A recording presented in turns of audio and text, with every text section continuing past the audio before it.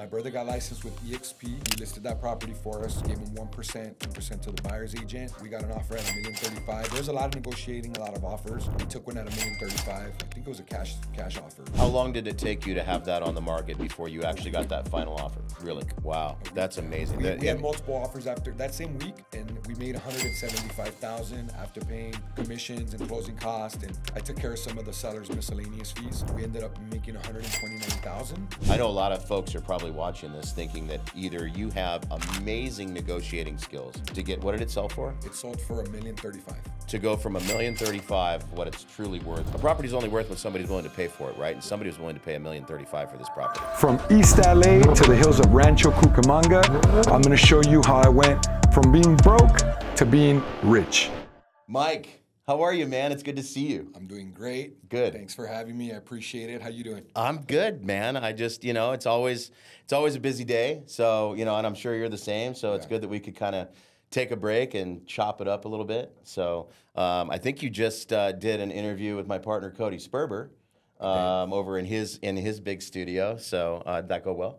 That was very interesting. I tried to gather as much information as I could for my followers and for my audience, so they could really understand how real estate's doing right now and what to expect, and kind of some strategies. Yeah. So it was amazing. It's interesting because there's so many I call them furus, fake gurus out there, right? That talk a lot about their success, their previous successes, but they haven't been able to move the needle forward and pivot through different market changes. And it's not just market changes, it's making sure that you have multiple streams of income, multiple businesses. And a lot of folks that I find that got into real estate investing, or more specifically real estate wholesale, they haven't really had concrete journeys and concrete paths in the past that they've mastered, and then they tacked on wholesale. They kind of got out of something, got lucky in wholesale, and then maybe they started buying some flips or some investment opportunities. So tell me a little bit about, we have very similar backgrounds in our ramp up, different niches, but similar journey. But tell me a little bit about your previous experience before you got into real estate, and take me back as far as you can. Like what sparked you in your early years to get into being an entrepreneur and really pursuing this? Because it's very easy to go out and get a job and work for the man and do the 9 to 5 and pay taxes. But what enabled you? What was it that got you in an early age that said, you know what, I can do this on my own, and I'm gonna grab my balls and do it? What can you explore some of that? Yeah, of course. Dude, going back all the way from 14, 15 years old, I don't know what it is. I think I've always had an entrepreneur spirit. I mean, dude, selling chocolates at the gas stations and doing crazy things like that. I had my daughter when I was 15. So I was still a teenager when my daughter was born. Yeah. And mom straight up told me, like, I'm not supporting your kid, so you got to figure it out.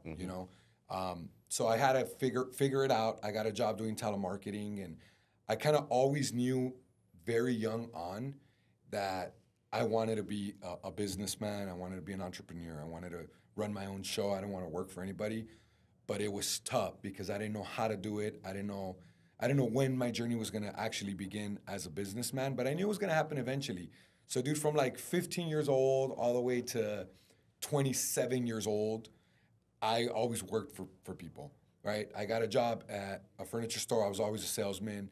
I had a rough time at 18 to 21. And I'll be brutally honest, nitty gritty. I used to smoke dope.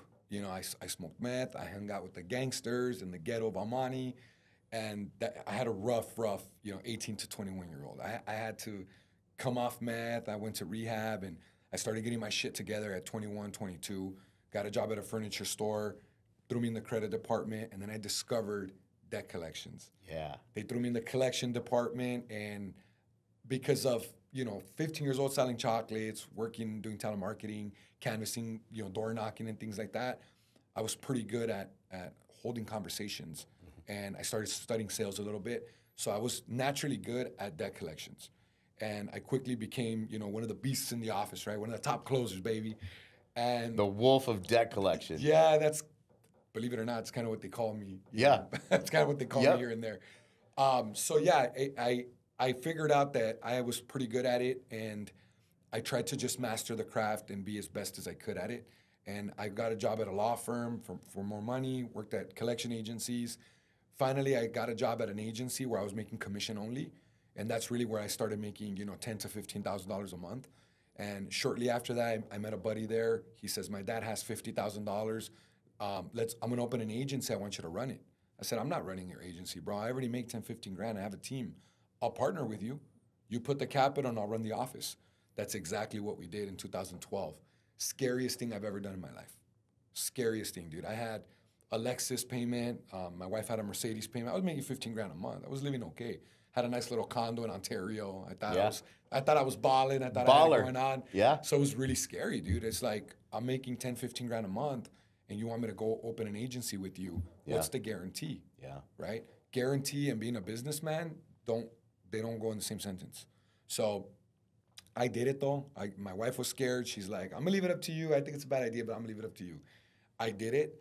In 2 years, I parted ways with my partner because I found myself doing everything.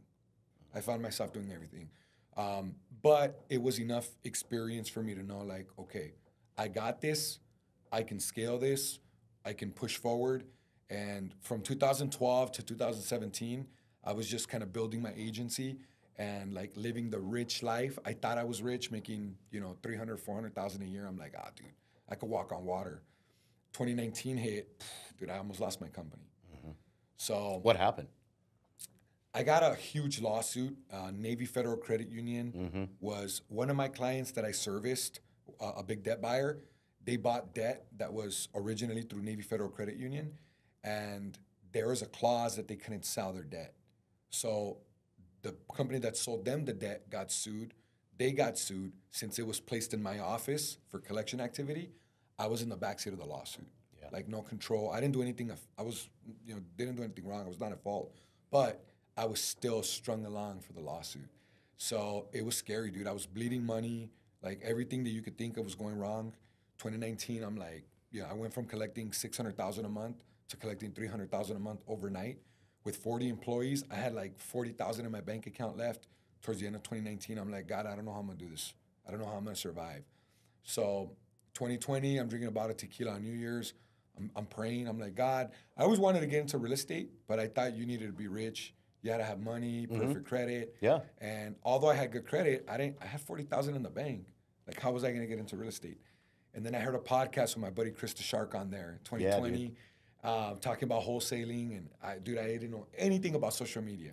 I was always a guy that's like, fuck that, I don't need to show my life. I don't want anybody to know what I'm doing. Like, the least attention I draw, the better.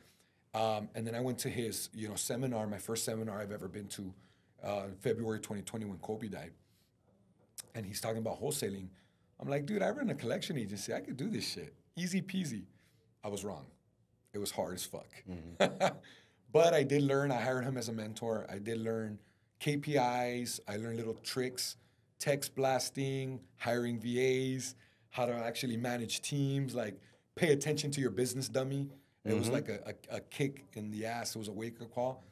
And I started restructuring some things in my agency. I took real estate, like the way you guys run wholesaling companies, and I applied that to debt collections, and I blew up. Yeah. I cracked $1 million for the first time in my career.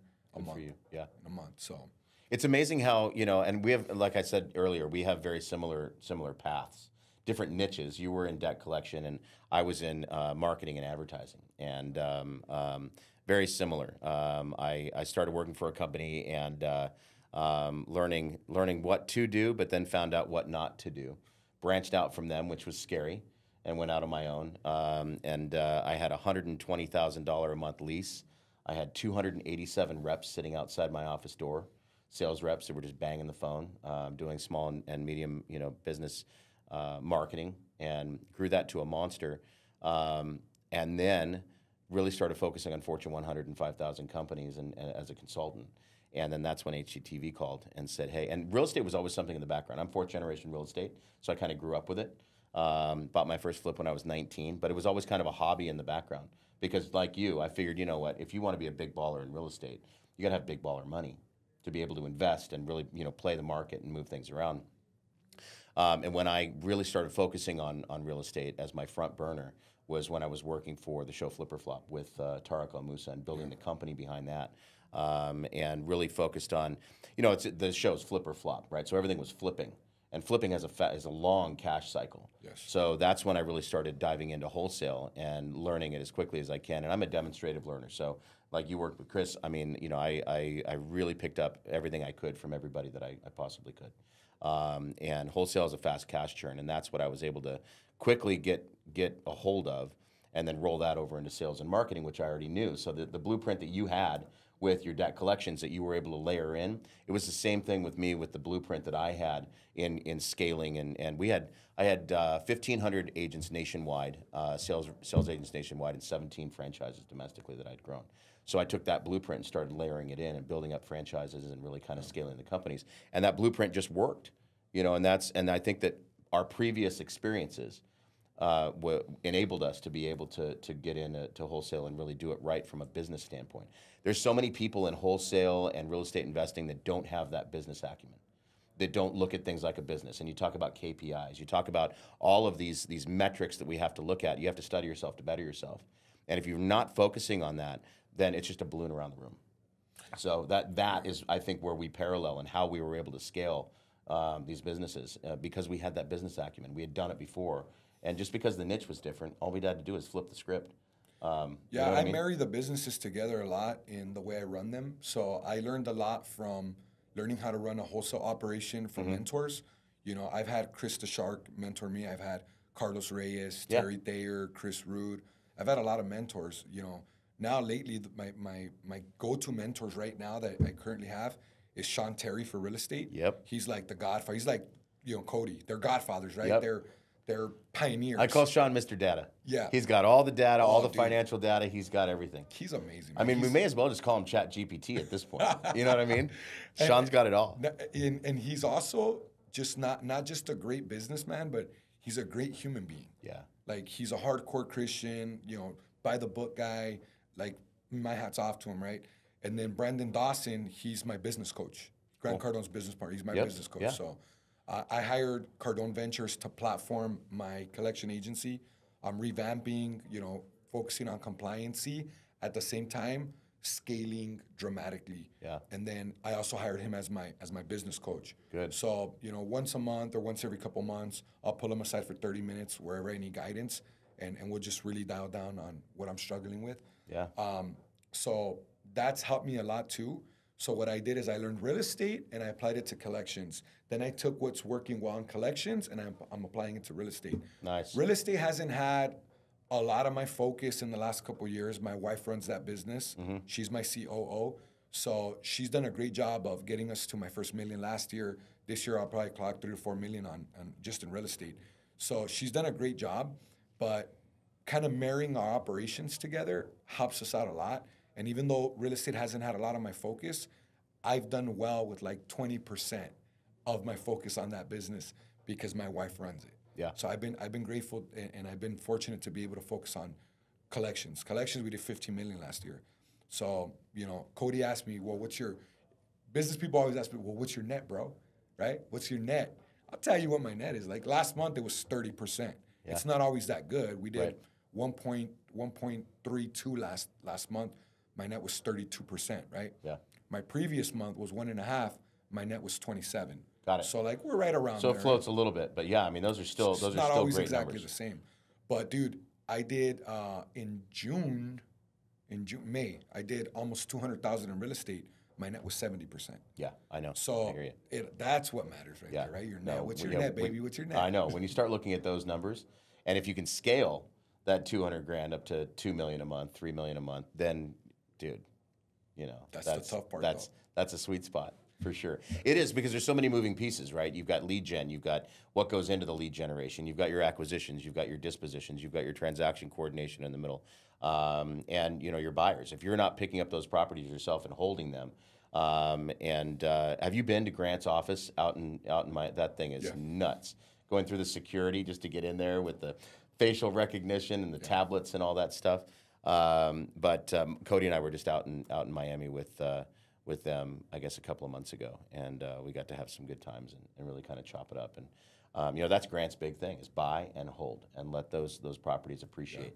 But if, in real estate wholesale and, having that fast cash churn, you've got to have good buyers on the other end so you can assign those contracts to it. Yeah. And that's the other moving piece to the whole thing, is making sure that you have those buyers in tow, they give you their shopping list, and you can go out and, get that stuff done. And, for those of you guys out there who are looking to get into real estate investing and are looking to level up and do the things that Mike and I are doing, you got to start somewhere. And, you don't have to be intimidated by, thinking that, you need all this money to go out there and do that. Cracking your first wholesale deal and then your second, your third, your fourth, your 10th, just takes perseverance. And you can level up very quickly. Just roll that money back into the business and scale and grow. And I think that that's probably a big lesson that I have heard a lot of people having a hard time learning, right? Because you make $80,000, $100,000 on an assignment fee in SoCal or in South Florida or in some of these places where there's more meat on the bone, and everyone wants to go out and grab a Lambo. Yeah. As opposed to rolling that into the business and building up that business. I make it a rule of thumb, any business that I start or I partner on, there's no checks coming out for the first year. Everything gets rolled over. That way the business can level up and you can really do it in phases and scales. It's like building a skyscraper. Build that first floor, make sure it's impenetrable, then build the second story, the third story, and grow from there. Yeah, Cody and I were talking about that right now. People that get into wholesaling, they get a deal, right? Sometimes it takes them 3 weeks, sometimes it takes them 3 months, sometimes it takes them 9 months. And that's sales. Dude, but they get a deal and they make 30 grand and they go out and they buy a Rolex. Yeah, I know. Or they'll go out and buy a gold chain or whatever, right? Yep. Or they get a couple deals and they go out and get a brand new, G63 or whatever. Sure. It's like, because you see us wearing it, like you might see me wearing a Rolex, right? But dude, I've already paid my dues for years, right? Yep. I've been in business a long time. I'm already a multimillionaire. It's like, you can't say I made it because you could lose it all. But I'm confident that I can gain it back. You are, because you've gained the knowledge on how to get there. I say this a lot. We can make money, we can lose money. But the knowledge and experience that you gain, you can never lose that. Yeah. And that's what enables us to be, I think, unwavering and unbreakable, is the fact that if something were to hit the fan, we could build it back up again. But people need to understand that they can't be doing that. They can't get a $30,000 wholesale assignment fee and then go blow it. You got to go get a $120,000 car. Dude, you got to put it. You got to put it right back into marketing. Like you got to be smarter with your money. The time will come where you're gonna have the extra money where you're gonna have a lot of tax write-offs. Okay, dude, go buy something nice, right? You deserved it. Yep. But if you're not there yet, at least for the first couple years, like just put it right back into your business and structure it and make it as solid as possible, and then keep rolling, right? Yeah. So as far as real estate's concerned, what is your primary focus, or let me ask this, what has been your primary focus up to today? And then we'll talk about where we're going next. But what has been your primary focus in real estate? Has it been flipping? Has it been buy and hold? Has it been wholesale? Can you walk me through that a little bit? What's been the largest percentage, or even 100%, of what you've been focused on up to maybe recently, where you're starting to introduce new things and do pivots? Yeah, real estate has been a bit of a struggle for me the last few years. I feel like I still haven't really found myself yet. I make money. Like last year, we made $990,000 in revenue. $1 million. $1 million, dude. Yep. My net was like 40%, a little bit above 40%, right? I can't remember the exact amount, but it wasn't quite 50, and it was north of 40%. So that's decent, right? Yeah. For me, it's people look at me and they're like, especially my buddies that are wholesalers, they're like, it's a side hustle for you, bro. Like, because I made $15 million last year. It depends. It also comes down to your overhead. What are your lights and brights? What are the commission costs you're paying out to your reps? And that's going to factor into that bite out of your gross, which brings you to your net. And if you are scaling, there's two different business models. There's a profit model and there's a growth model. And if you're in growth model mode, then you're spending money to level up. And if you're in a profit model mode, then you're just coasting on that, and you don't have as much overhead. And a lot of these wholesalers that have done it for a while, and maybe these are the buddies you're talking about, and they're now at a profit model, and they're not so much, looking to blow it out of the water because they've already gotten to a certain level. They were in growth mode, and now maybe they're in profit mode. Their nets are going to be higher because they're in profit model now. Yeah. But when you're in a growth model, your nets are going to be smaller because you are spending money to level up continually. You're hiring more people. You're growing your infrastructure. You're split testing marketing, different marketing channels to find out what really locks in and works for you.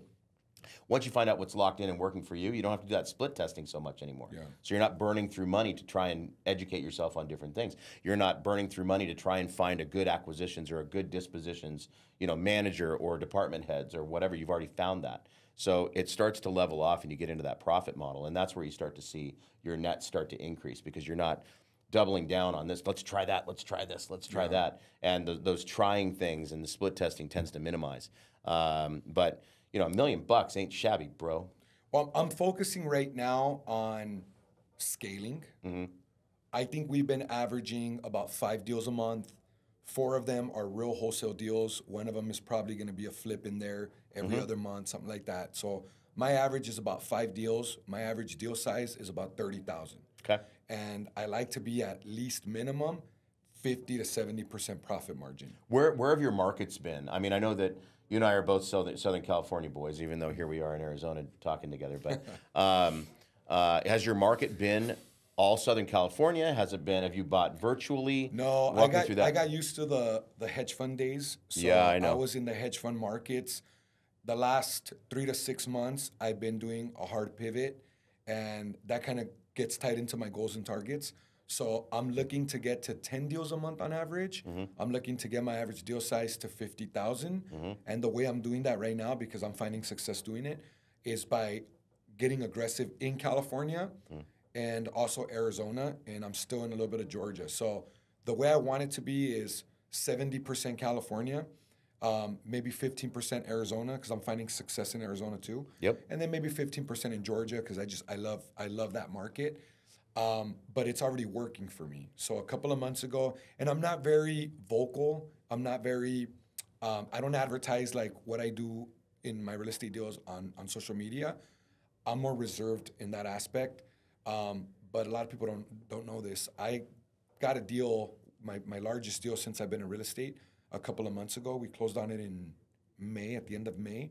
I made $130,000 on that deal. There you go. Where was that deal? California, Mission Viejo. Yeah. Mission Viejo. I had an office. The office that I was telling you about, I had 287 reps outside my door. It was right off Geronimo and Alicia Parkway, right over there right on the east side of the freeway there. So that's Mission Viejo. Great area, dude. Yeah. That was a Novation deal. Got I it. did a Novation. And then Did you have to do any work on that property for the Novation, or you just picked it up and we got it at 860. threw a sign in the front? We got it at 860. My brother got licensed with EXP. There you go. He listed that property for us, gave him 1%, 2% to the buyer's agent, and we got an offer at $1,035,000. There was a lot of negotiating, a lot of offers. We took one at $1,035,000. I think it was a cash offer. How long did it take you to have that on the market before you actually got that final offer? Really? Wow, that's amazing. We had multiple offers after that same week. We told all the realtors to put in their best offer, and then we were going to make a decision Sunday night. So Monday we accepted the offer, and kind of went back and forth, but we got it all negotiated, all done well. And we made $175,000 after paying commissions and closing costs, and I took care of some of the seller's miscellaneous fees. Okay. We ended up making $129,000, and I gave them $10,000. Nice. Extra. That's good. Because we promised the sellers if they let us list it, we'll give you a piece of the pie. We don't make any promises. Yep. But if I clock anything, and I'll bet they were happy as a clam to get that 10K. Believe it. Yeah. He couldn't believe that we're giving him an extra 10. He thought we were doing... And did he know that you guys had $129,000 net? Yeah. What we do is we'll write up an invoice and we'll add that on, and it's on his HUD. It shows 129,000. It shows 175,000 going to my company, but then it also shows 30,000 is being credited to the realtors. All the itemized costs. Everything, everything's transparency. Yep. I learned that from Sean Terry. Yeah. If you're transparent, especially in a novation. A novation has to have ultimate transparency. You've got to have the seller on board. Look, we're doing real estate. There's nothing nefarious that we're doing here. We're not doing anything illegal. We're not doing anything shady. So if you're upfront with them and you tell them, here's the deal, and I'll get it sold. I know a lot of folks are probably watching this thinking that either you have amazing negotiating skills to get, what did it sell for? It sold for $1,035,000. To go from $1,035,000, what it's truly worth. A property's only worth what somebody's willing to pay for it, right? And somebody was willing to pay $1,035,000 for this property. So we got it at $860,000. So walk me through. So were they desperate? What was the pain and motivation on that deal? I'm sure there was a lot of negotiation because everybody wants to make as much money as possible. So the seller's going to swing for the fences. But how did that negotiation go? And what was their pain and motivation factor on allowing themselves to sell it to you for 860. 860. 860,000. So the seller was located out of state in Tennessee. The property was just becoming vacant. You know, the tenants that he had there were already moving out in the process of. And I think his fear was that he was going to have to be paying the mortgage. Because I think he owed like 500 grand on it still. So he had that mortgage payment that he didn't want to be dealing with. Mortgage and taxes, and he's out of state. He was just ready to just get rid of the asset, just part ways with it, be done with it. Yep. So when we made it like to the point where, hey, you don't even have to come to California. Yeah. Like we'll do everything virtual. Hassle-free. We'll take care of you. Just have a little bit of faith in us. Trust us. We'll get this done for you.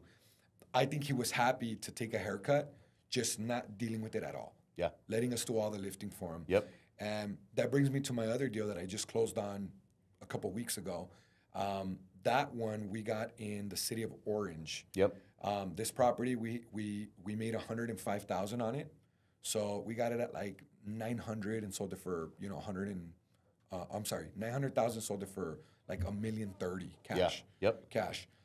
So I gave the seller $8,000 to relocate. They're going through a divorce, so Yep. that was a pain. There's They did the pain, not the want us motivating listing factor. us on the MLS. I sold that on Investor Lift. Good for you. Sold that on Investor Lift. Yeah, Good they didn't for want you, us man. listing it, so we What made. what was the condition of that property? It wasn't too bad. Good. It wasn't too bad. It was we got a cash buyer. So kind of a lipstick flip for the investor. It was an Asian, because it's orange, right? It was Yeah. an Asian Yep. realtor investor that bought it cash off of Investor Lift. Got it. They knew how we were getting down. They were absolutely cool with it. What's their exit strategy going to be? Are they going to buy it and hold it, or are they going to? They're gonna hold it. Yeah. They're gonna hold it. So we netted 108,000 on that property. We just closed on it 2 weeks ago. So that's how I'm getting my spreads and my goals and my targets. Yeah. That's how I'm getting. Sean Terry asked me the same thing. Mike, what's your plan? Because he asked me for my goals, right? Yeah. I'm part of his nine-figure syndicate mastermind. Yeah. So I love Sean, dude. Yeah, I know. He's so genuine and he's so real, and every conversation I've ever had with the great Sean Terry, he's so real, and he's got so much data. The guy is a bookworm when it comes to financial data, and that aids in all the forecasting. Yeah. So Sean Terry, though, don't take.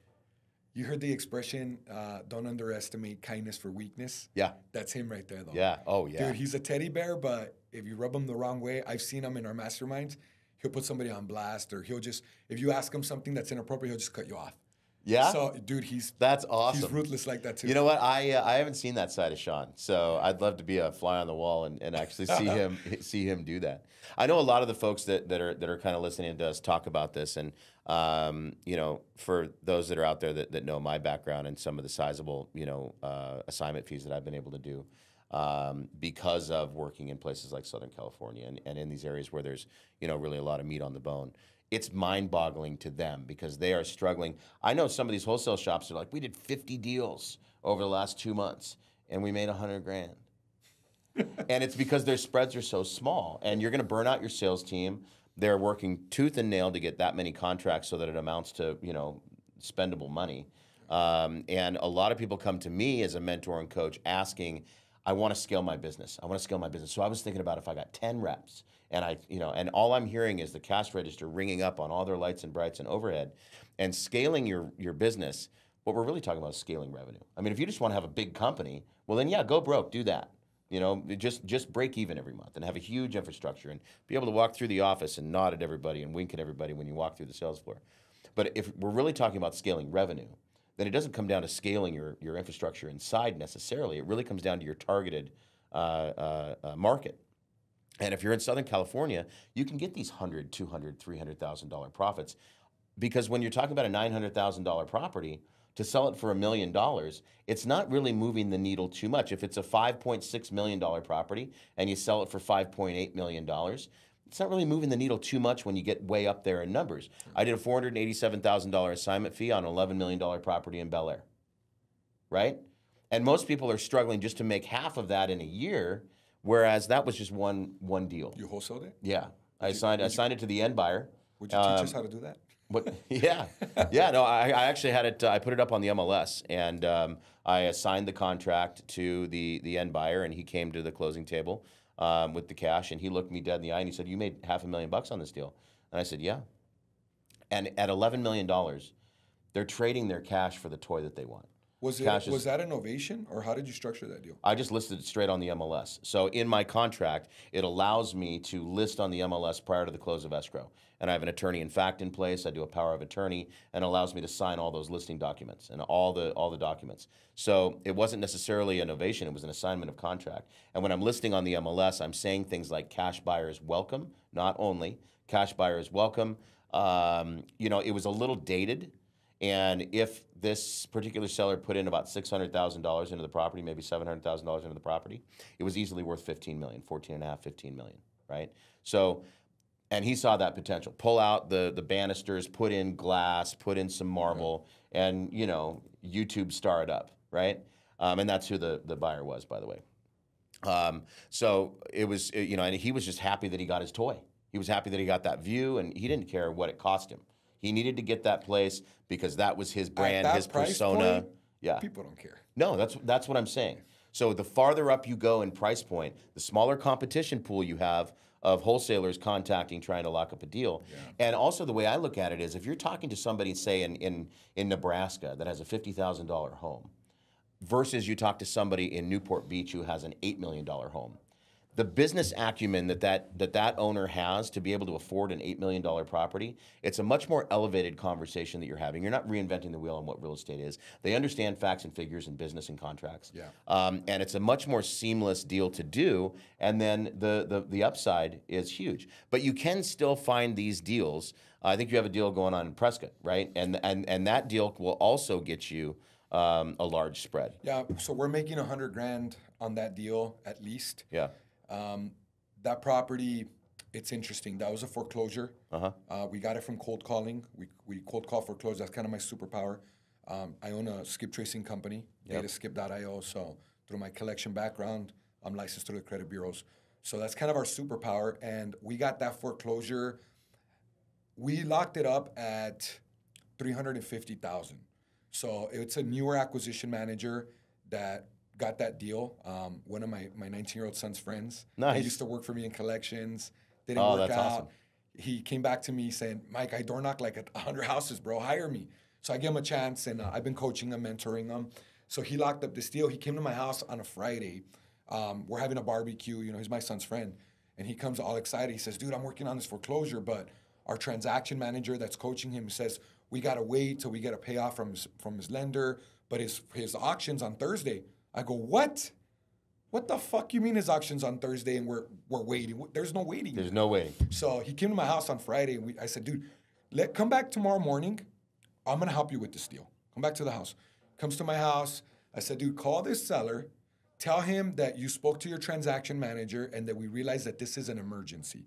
I need him to sign our purchase agreement right now for $350,000. We thought ARV was $450,000.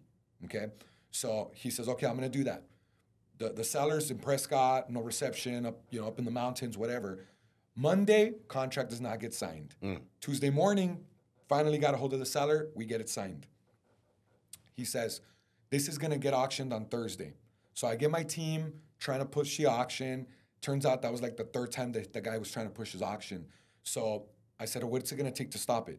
$20,000 is his rears. I said, okay. I'll wire the money, but I need to do my due diligence real quick. So I called Tanya. Shout out to Tanya. She's an EXP realtor here in AZ, in the Phoenix area. But she's very familiar with Prescott. That's like her backyard. So I called her up, and she says, Mike, the conditions, I think I could probably get $380 for it. I said, okay, we got it at $350. I'm not risking my $20,000 for $30,000. I said, Diego, call him back, get it down to $300. He's like, Mike, are you serious? Because he's new. He's pretty freaking new. Well, the guy's going to lose his house anyway. Exactly. I said, dude, you don't understand the leverage we have, and I'm not risking my $20,000 for 30 G's. It's not going to happen. So we played hardball, went back and forth. We got him down. The guy wanted like 325. We got him down to 305. I said, Diego, let him know he's going to either get an amendment signed for 305 or he's going to get a termination. And he's going to lose his house. This was on Tuesday. He's going to lose his house on Thursday. You want something or you want nothing? On Thursday. Yeah. So I got my attorney involved. He helped us negotiate. We got it all done. I wired this negotiations went from Tuesday into Wednesday. Okay? I wired the money Thursday morning, so close. The day of the auction. Oh, wow. $20,000 before 11 a.m. They got it. They stopped the auction that day. That's beautiful. Okay. We just got an offer, cash offer. Tanya got a cash offer, 450. We got it at 305. Yep. So she says there's probably about 20, 30 grand of work that needs to be done on it. Okay. Because it's a conventional loan. Okay. So we'll probably net 100 G's on it. Yeah. So there are spreads. I got another one in Georgia that we're working on like that, an $800,000 property. I think we got an offer at 900. Yep. So exact same structure. That's not a foreclosure though. Yeah. Just put on the MLS. So the spreads are out there, dude. I think They are. Brandon, It's all in how you structure the deal, and it's all really the knowledge that you have about real estate and being able to navigate these things. And would you? I guess the question comes down: would those of you out there risk $20,000 to make $100,000? And if you're thinking about giving me an answer on that, you've already failed, because the answer should be yes, immediately. If you can spend $20,000, and if you don't have $20,000, go find a friend or contact me and Mike. We'll help you. Oh, yeah. We'll get this done. Me and Mike understand that if you trade 20 and you get 100 back, that's a damn good deal all day long. So, if you don't have people you can turn to, if you don't have friends or family, if you don't have a way that you can pull that money together, reach out to Mike, reach out to me. We'll help you. We'll get the deal done. We'll JV the deal together, and we all make money. I like pie, but I don't have to eat the whole thing. That's right. So, we'll definitely help with that. So, Mike, I know that we're winding down here, but where are you going next? What is next for the great Mike Martinez in your path, in your journey, with your debt collections, with your real estate, with everything that's encompassing your amazing journey so far? What's next? So last year we did 15 million in debt collections. Right now my goal is to do 2 million at least a month in debt collections, and I've learned a lot of leadership, people skills, business structure. I've been learning a lot from Brandon Dawson. I've learned a lot from Sean Terry, with real estate and just business in general. So those are my goals right now. Eventually, I did hire Cardone Ventures to platform my agency. Mm-hmm. So I'm going to be expanding. Eventually, I want to do $5 million a month within the next couple years. Those are my targets and goals. I've learned intentionality a lot from Brandon Dawson and from Sean. I've learned they've helped me realize that it's all about your intentions. So I'm getting super intentional. I'm setting my goals and my targets, and I'm getting very aggressive to dominate those goals and targets. So I want to do $5 million a month in collections, and I want to sell the company in 5 years, my debt collection agency. For real estate, I'm not planning on selling that anytime soon. I want to get to 5 million, at least $5 to $10 million a year in revenue. And the way I plan on doing that is focusing more on Cali, being intentional with my spreads, at least 50,000 spreads. I'm getting licensed through EXP right now. I want to bring in nothing but experienced agents from other brokerages to come join me with EXP and work under my leadership. And let me show you guys, how to wholesale and how to leverage your real estate license to be credible when you're talking to homeowners. Let me show you how to put those listings together in, multi-million-dollar areas like Beverly Hills. Let's become, celebrity agents through EXP. Yep. So those are my goals. Those are my targets. That's my focus in the next 12 to 24 months. Dude, a lot of people out there are thinking, hearing those numbers you're saying is just like, oh my God, that's just insane. But I know you, and I know you a lot more now. And those are absolutely attainable goals, and I have every confidence that you're going to hit those and probably exceed them with the trajectory that you're on and the people that you're working with. I want to ask a favor. I know your reputation of being an expert marketer, and I have a lot of people that are getting into real estate, agents, guys that are doing just a few deals in wholesaling and flipping right now. I think a lot of them want to know, what's your marketing strategy? I don't want to end this without knowing, getting some advice from you on the marketing side. And for my audience that's watching, what would be your professional opinion on marketing for wholesaling and for flipping? Okay, so you've got social media. It all comes down to multiple platforms, and like I say, I split test a lot, and I partner with a lot of people, and oftentimes I'm using OPM for those marketing costs, so I can get pretty aggressive. But that enables me to have a good learning curve and figure out what doesn't work and what does work. PPC is always going to be the number one thing that weathers the storm. Those are inbound leads that are going to be coming into you based on the marketing that you put out there, the marketing and advertising you do. Social media is a good platform. However, we've got an election coming up, and it's going to be damn near impossible. Think of the election like the Super Bowl. If you're a small-time cable company, is your ad that you usually see throughout the year going to be seen during the Super Bowl? Nope, not at all. So when you open up Facebook coming up in the next few months, all you're going to see is Biden and Trump and Biden and Trump. We went through this in 2016 and 2020 when those elections were happening, and Trump's all over the place. But if you look up how to sell my house for cash on Google, you're not going to see anything about Biden and Trump ever. So it weathers the storm. And when I talk about PPC or people hear about, it's Google AdWords is what their mind immediately goes to. But don't forget about Bing. It's a smaller pool of folks. The leads are less cost. But look, if you can be a medium-sized fish on Google AdWords and you can be the biggest fish on Bing, then that means all those people that are searching on Bing, and Bing is a default search engine on a lot of the cell phones that come out. And those folks, those homeowners that are up in years, they don't know how to change that. So when they're actually performing a search online, it's going to be on Bing. If you're not on Bing, you're not being found by people that we like to work with and solve problems, that the house has become too much to work with, it's distressed. They used to be able to mow their own lawn and paint their own trim and cut their own hedges, but now they're up in years, they can't do that, and they're on fixed income. They can't afford to hire somebody. They know the house is going in disrepair. It's too much for them to handle. It's got stairs, whatever the case may be, and they got to get out of it. So they're going to search for somebody who pays cash for homes, who buys homes in disrepair, who buys homes from seniors, right? And all of these different search terms, they're going into Bing in large in part. So don't forget about Bing. But Google and Bing and AdWords are always, that's always, but there's a lot of competition in there because it's no secret. What a lot of people shy away from because they think it's an overwhelming cost, and it's really not. And, I'd be happy to share the ins and outs of this with you. But radio and television. And, most people think, oh my God, well, I don't have the budget to do a TV commercial. You probably do. Because you don't need to be Midas nationwide. Like, for instance, you're in Rancho Cucamonga. Why would I run an ad in San Bernardino County if I really only wanted to target properties in Rancho Cucamonga? I could have a very targeted budget, and the people that live in Rancho Cucamonga would think that I am Midas. Because every time they turn on the TV, they see me, they see me, they see me. Because all I need to do is be Midas in front of the folks in Rancho Cucamonga. Well, that's a very small marketing budget to be able to spend. You don't have to spend heavy, as long as your production value of your commercial is really good.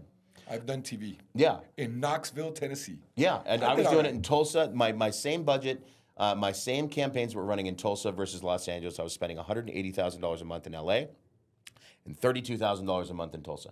Exact same campaign, same airtime, same everything. But through a lot of these local cable companies, they can target per household. And if you and I are neighbors, and we're watching the same show, and you're crushing it in business, and I'm struggling, when it goes to commercial break, you're going to see an ad for a BMW dealership, and I'm going to see an ad for a house buying company, because they're able to target. They know if I'm late on my bills because they ran my credit. You know a thing or two about credit. Yeah. So they've got all those profiles. They know when things are dipping. They know all of that stuff. So they're able to target distressed folks. And with radio, if you catch them, especially in Southern California, you catch them when they've got some windshield time and that rush hour traffic on the way home. As long as you're repeating that phone number quite a few times at the end of that radio ad, those inbound phone calls that come from that credibility of, hey, these people must be doing well. If they're doing well, then people want to do business with them. They're doing well enough to be on my TV in my living room, and now you're in their ecosystem, you're in their home. Or you're on the radio, and it's the same ideology. Now you're in my car with me, and I hear you talk, or you communicate. It's a credibility thing. It's a personal thing. So those inbound leads from those two mediums are through the roof. But inbound, I mean, I've got my marketing company was all telemarketing. It was all call centers. So we have that, that in common. And so we're used to picking up the phone and making these calls. But it's much better to pick up the phone and receive a call. Somebody that raises their hand and says, I'm a homeowner, I need to sell my house, and I need to do it fast, and here's the reasons why. So those inbound leads are what you can level up and get better salespeople.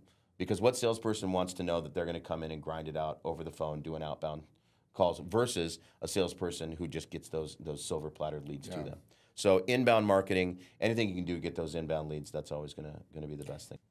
I was spending $487,000 a month and doing between 2 and 2.5 in assignment fees a month. Fuck, that's insane. And that's between digital marketing, PPC, that's billboards, that's radio, that's TV. No cold calling. None. Now, cold SMS, yeah, but no cold calling. So, yeah, no, that was all with Tark. So we had the celebrity face, which always, helps. But, yeah, lots of billboards. And the billboards are strategic, right? Instead of just a billboard on the side of the freeway where, you don't even have time to. And the worst billboards are those ones that are digital and they change. Because you look up and you see it. You don't know if you see it right when it changes or when it's done. And you're like, where's my phone? And, oh, it's a hamburger now. It's like, So, but yeah, there's a lot of, back to your original question as far as marketing is concerned, there's so many different mediums and so many different channels. But for me, inbound leads have always been my sweet spot. I've done cold SMS, with real estate, reaching out to agents. They're always the most to respond.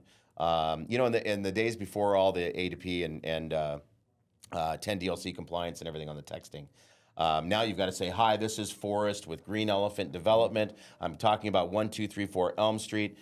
Reply stop to opt out. It feels so robotic. Whereas a few years back, I could just send you a text message that says, Mike, with a question mark, and you'd be like, who is this person? And then I'd call you, and you'd be like, and they're calling. Yeah, hello. Hey, Mike, this is Forrest. I'm calling about your property on 1234 Elm Street. And we start off the conversation. But now the SMS has kind of waned down a little bit. I do drop a lot of RVMs. My biggest thing is lead nurture. So doing that outbound spend on marketing and advertising and having those inbound leads coming in, they don't know if you're going to call them back in 2 seconds, 2 minutes, 2 months, or 2 years. They have no idea. And once they fill out that form, or if it's an inbound phone call, it's a little bit different. But there's a lot of form fills that are going to come in from that, which creates a fair amount of chasing and ghosting. Because they go about their day. They fill out the form, they close their laptop, they're on about their business.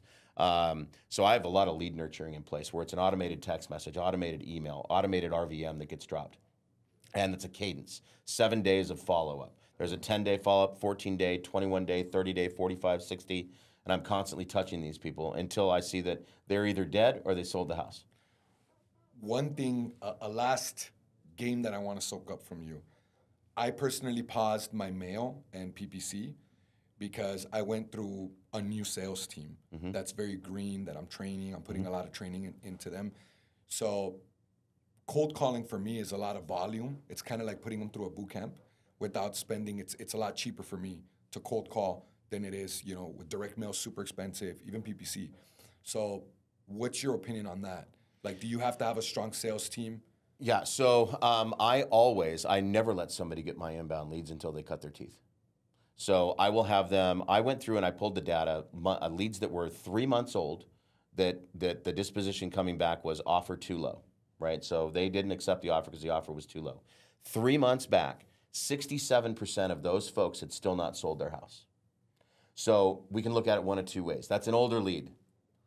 Or is it a hotter lead now because they thought the price was up here, but the market's beat them up, other wholesalers have beat them up, agents have beat them up, and now time has been taken away from them. So are they a hotter lead now? So 67% of those leads have not sold their house yet. So what I will do is the fresh inbound leads that are coming in, those are my good, strong, they're not newbies.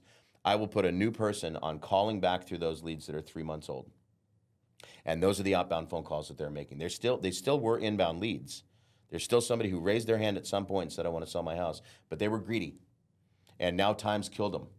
And they've had another 3 months worth of mortgage payments, another 3 months of potential disrepair on the house. And all of these other people have beat them up along the way. So now my offer doesn't sound so low, does it? And so now these people are calling them back. It's an easier sell because they've already been talked to and beat up, and we've already got a relationship with them. So, and until they get that deal, they are not allowed to take the fresh, new, hot inbound leads. So that is how they cut their teeth. And I make damn sure that every single acquisitions member that starts on the team gets their first deal within the first 3 weeks. So training is hot and heavy for 1 to 2 weeks, and then they're on the phones and doing that, and they pop their first deal. I do a lot with TOs, takeover phone calls, where I'm popping in, making sure that damn deal gets closed. It's my money, right? It's my marketing money. It's my profit. So I want to make sure that I get my money. I don't want to leave money on the table, but I need to make sure that they're getting fed so that they pop their collar, tell their other sales friends that they're making money, and then now I get an influx of people knocking on my door wanting a good job. So come on in, work my inbound leads. They're not brand new. You'll get the brand new ones once you show me you can close a deal. And I'll help you close that deal because I want you to make money because you're making me money. So that's kind of how I run that, and you know, it tends to be kind of a recipe for success in it, and it works.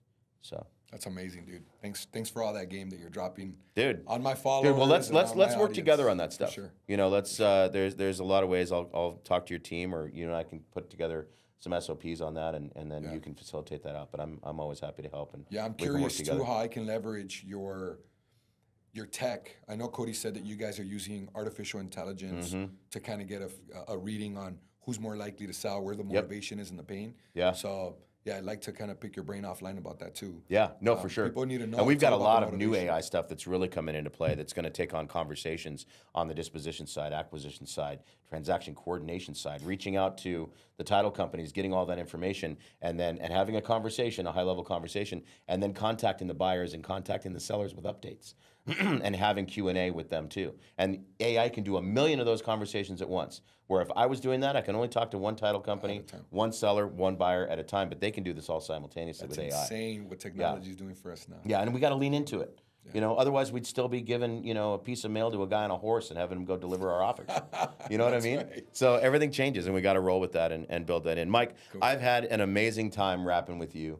And I have a lot of respect for you, brother, and it's really good to know a lot more about you. Yeah. And I think from this, we're probably going to start doing some work together. Oh, and, for sure, man. I think we can make some money together, and I know you're going to get to those goals you're talking about. Thank you. I appreciate your time. I know you're really busy. I kind of took the opportunity to soak up some game from you. We have a lot of mutual friends, and they all speak very, very highly of you. So I was really excited to meet with you and to learn from you. So thank you. Thanks, brother. Thanks for being here. Right. Well, guys, my name is Forrest Blackburn. This has been Mike Martinez. Thank you so much for joining us today on this conversation.